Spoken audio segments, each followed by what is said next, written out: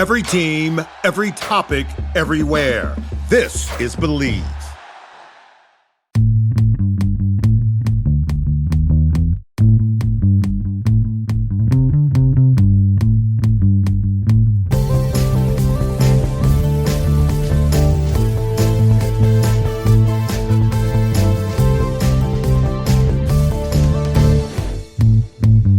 What's up, champs? Welcome to another episode of the Short Shifts Fantasy Hockey Podcast, brought to you by Keepin' Carlson. I'm your host, Jeremy Versillo, and joining me tonight, my pal and yours, Derrick. Derrick, how are you doing for the second Tuesday in a row while we jumble the hosting schedule just for fun? It's been good. I'm good. Hope the same is true for yourself as well. Excited to be on the mic, talking about some hot and cold streaks and injuries and all of that we normally do. Life's been good. Fantasy, not so much. I am definitely not making playoffs in Tier 1 of the Cupful. Last week, I think, was kind of the nail in the coffin. Still not unhappy with my team, though. I'm 6th in points scored out of 16, but either 11th or 12th in record. It's just everything's so close that's well within variance for having a mediocre, middle 50% type team. But with that, let's get to the news. First news, this is probably frustrating for some fantasy managers who may have missed this and not set their lineup since there's extra games today. Brayden Point got scratched for missing a meeting, and the only thing I can think of is that, like most meetings, that one was pointless. Hopefully for his managers, he will continue to be incredibly productive in every game after this one and will remember not to miss any more meetings. Yep, that's just one of those things that happens to even the best of us. Other players missing games today, fringier guys like Pageau and Noesen are out, both with illness. Kind of reminds me that it's flu season. I've heard of the flu going through a number of locker rooms. It apparently affected some teams in the college football playoff earlier this month. I think you just got to keep your eye out and be a bit more diligent when someone is sick. Patrick Laine missed over a week with the flu. Apparently, it's a particularly bad strain this year. So keep checking your lineups right before start in case someone is out last minute.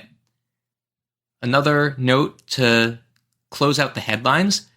Kevin Lankinen got his third start in the last 4 games today. It's actually his 7th start in the last 8, but Demko was hurt for some of that. But this marks 3 out of the last 4 games. Demko has backed up Lankinen. Do you think something's not right here health-wise with Demko, or is this just rewarding Lankinen for continuing his stellar performance that he started the year with? My guess is it's a little bit of both, but more precautionary for Demko would be my guess. Lankinen certainly has earned a decent workload share, but I imagine they'll gradually work back towards a Demko 50% and more than 50% and eventually being the starter in playoffs potentially. It's worth noting that Lankinen's not having a great start to this game tonight. He has let in a Kyle Connor hat trick in the first period, and we'll see how much further that goes.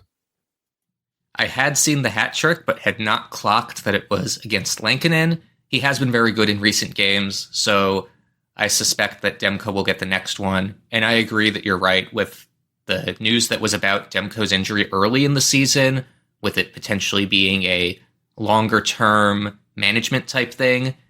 They may be rotating that to Demko being more of a 50-start guy than a 60-start guy and wanting to keep their backup fresh and get him games in and get Demko some rest when he's playing well.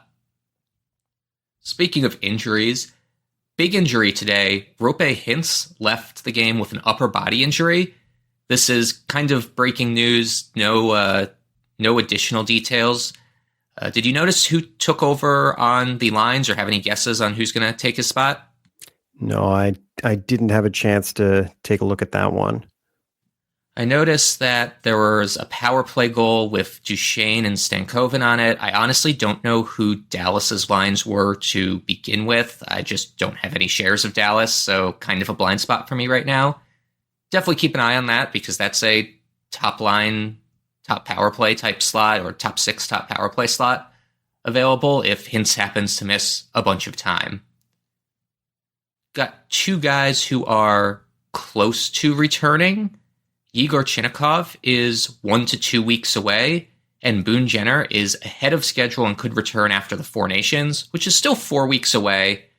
But do you have any interest in either of these Blue Jackets if they've been dropped? I've noticed Boone Jenner is available in a lot of places because people thought he was gone for the year.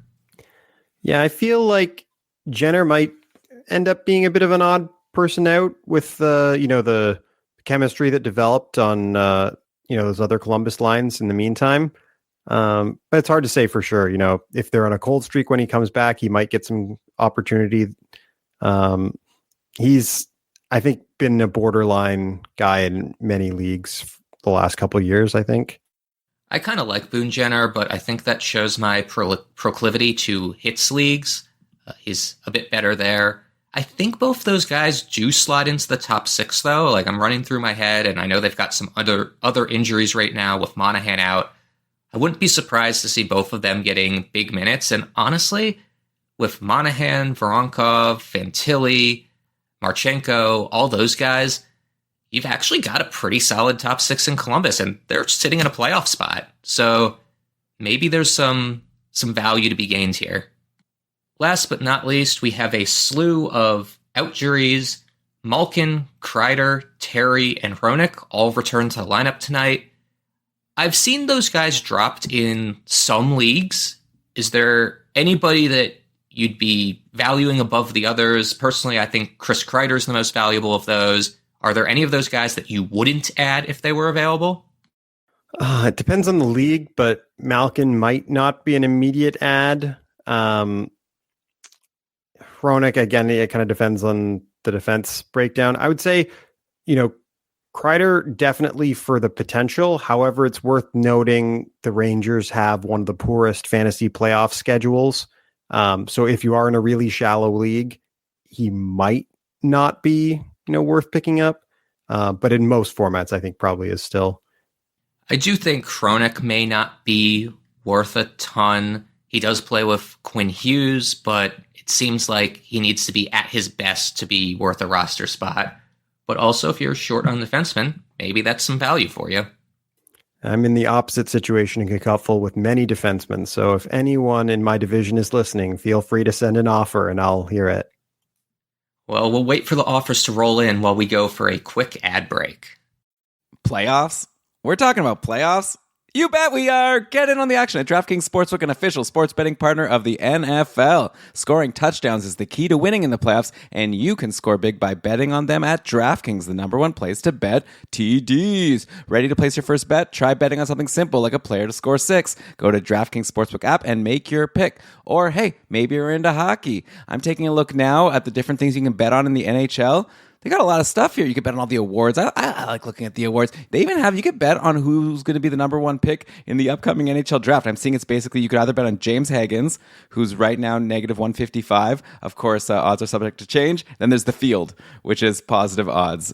So obviously they have their sense of who they think is going to go first. But if you disagree, then maybe that's something that you can pursue. New DraftKings customers can bet $5 to get $200 in bonus bets instantly. So you could download the DraftKings Sportsbook app, use code THPN, that's code THPN for new customers to get $200 in bonus bets instantly when you bet just $5. Only on DraftKings Sportsbook, the crown is yours. Gambling problem? Call 1-800-GAMBLER. In New York, call 877-8-HOPE-NY or text HOPE-NY 467-369. In Connecticut, help is available for problem gambling. Call 888-789-7777 or visit ccpg.org. Please play responsibly. On behalf of Boot Hill Casino and Resort in Kansas, 21 and over. Age and eligibility varies by jurisdiction. Void in Ontario. Bonus bets expire 168 hours after issuance. For additional terms and responsible gaming resources, see dkng.co/ice. Welcome back, everyone. To start off the hot and cold streaks, let's go to Carolina, who's had an awesome schedule recently, so a lot of their guys have been rostered. I know Jordan Stahl was brought up as an uber hot streak for the insert in one of last week's shows. On the other hand, Jack Roslovic has been quite cold despite playing on the first line. 7 games without a point, only 9 shots in those games, 0 hits. That comes after a streak where he had 7 points in 5 games. He's still 78% rostered in Cupful on the top line with Aho and Jarvis. Is he someone you're cutting or trying to hold on to? He's definitely someone I'm cutting. The only question is, am I holding him through the off-night games on tomorrow, Wednesday, and Friday?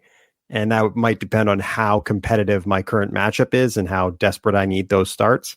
But definitely doesn't seem like he's producing in that spot. He's, facilitating, but for some reason he's not getting on the score sheet the way the others are. And it's either he's going to keep doing that and not getting on the score sheet, or he's going to get bumped in another Carolina line blend and we'll end up with players a lot worse than Aho and Jarvis. That would be my guess. Everybody loves the Carolina line blender. I do think that he's definitely a cut as soon as the Friday games are over, but I'd be fine rolling him out for Wednesday and Friday. They do get Buffalo on Wednesday, which is a decent bet to score a good amount of goals against. And maybe he'll redeem himself. But if he does put up like 3 points in 2 games or 4 points in 2 games, I still recommend cutting him. Although, again, they have a good schedule next week. I guess I can't even convince myself to cut him, even though I don't have him anywhere. On to a hot streak, though. Anders Lee has 3 goals and 2 assists in his last 3 games. 2 of them were 7-shot performances. He's at 4 shots per game over the last 14 days. Time on ice has jumped to 17 to 20 minutes in the last few weeks after being 15 to 16. He's 98% owned in the Cupful, but only 51% in Yahoo. Do you think this is for real? Do you think Anders Lee turned back the clock a bit? Well, maybe a little bit. He was a bit of a risky, borderline player at the beginning of the year and coming off not a great performance last year, but he does seem to have kind of found his rhythm again a bit.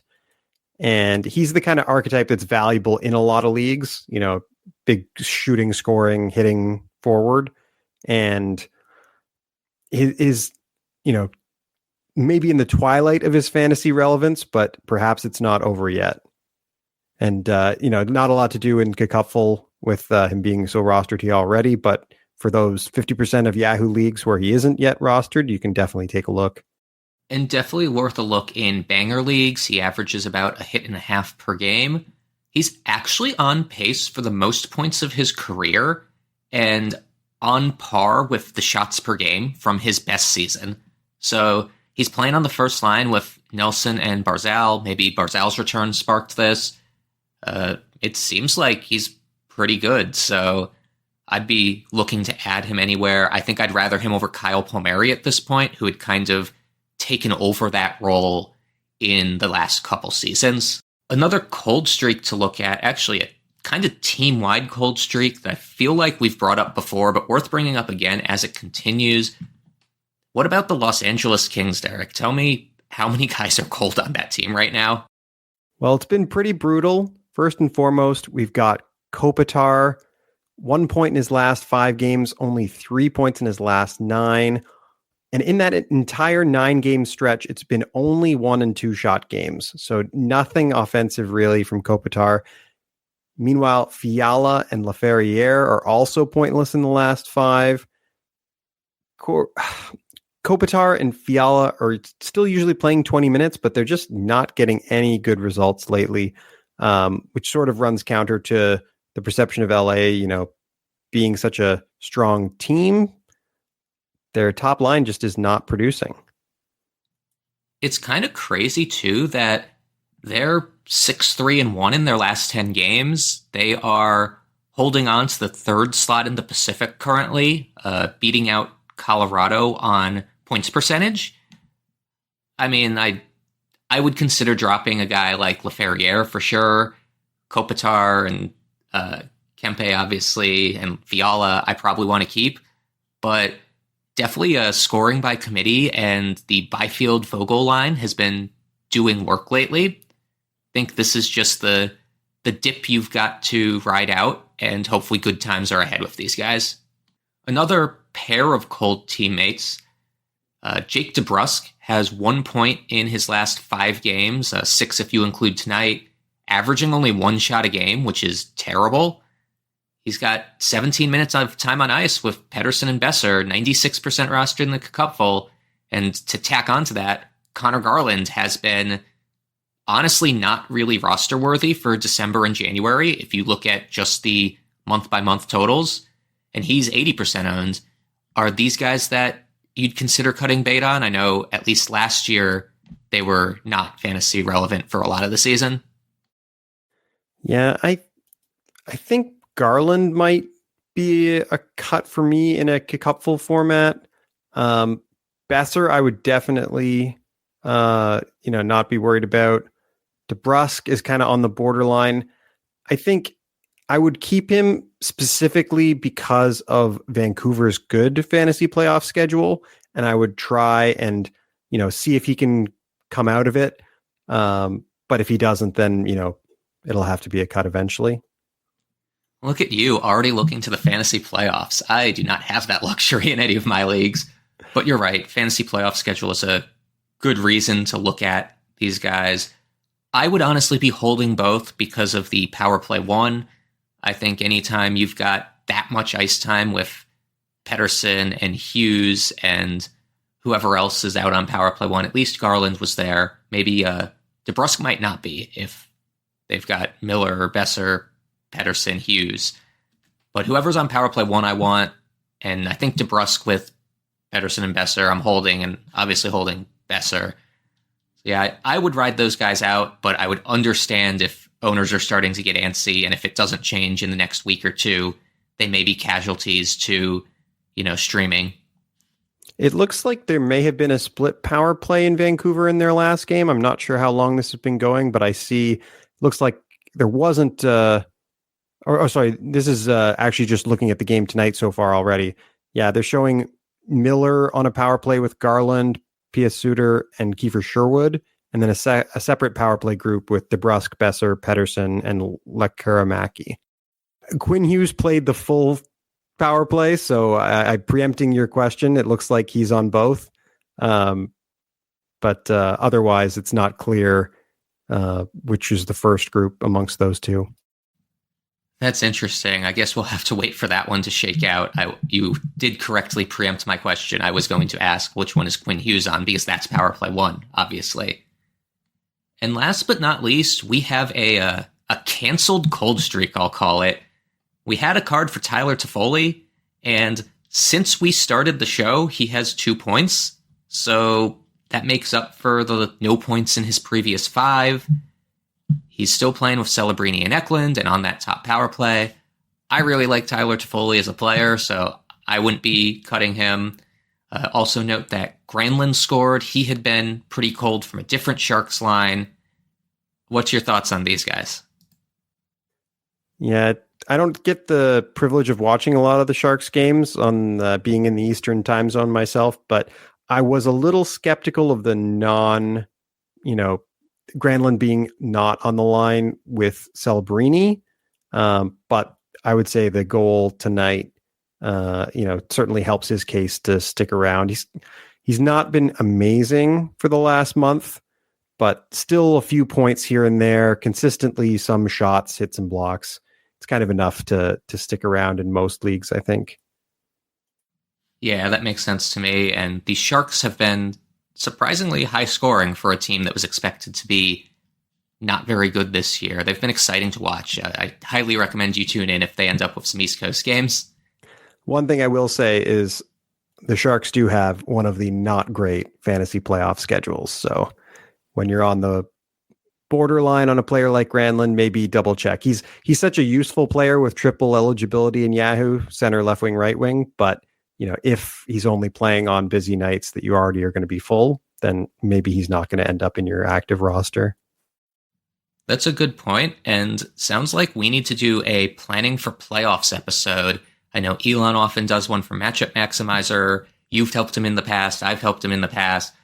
It seems like people are starting to think about that. We do only have 7 weeks remaining before playoffs start, I believe. So definitely a time where you can start grabbing some sneaky middle tier guys that have good playoff schedules, or looking at your own playoff schedules. Thank you for joining us. If you enjoyed our show, please consider joining the Keeping Karlsson Patreon group at www.keepingkarlsson.com/patron. Super supporters receive ad-free episodes, and you can interact with Brian, Elon, Derek, myself, the other Short Shifts hosts, and hundreds of other talented fantasy managers on our Discord server. Please check out GameDayTweets.com to get all the best info from Twitter without having to slog through the rest of Twitter. It includes team by team and searchable tweets by player name. Visit that great site and the other great sites we use to research our episodes with at Yahoo, Frozen Tools, and Natural Stat Trick. Our intro and outro music was created by Pat Roach. Until we see you next time, play smart and keep your shifts short.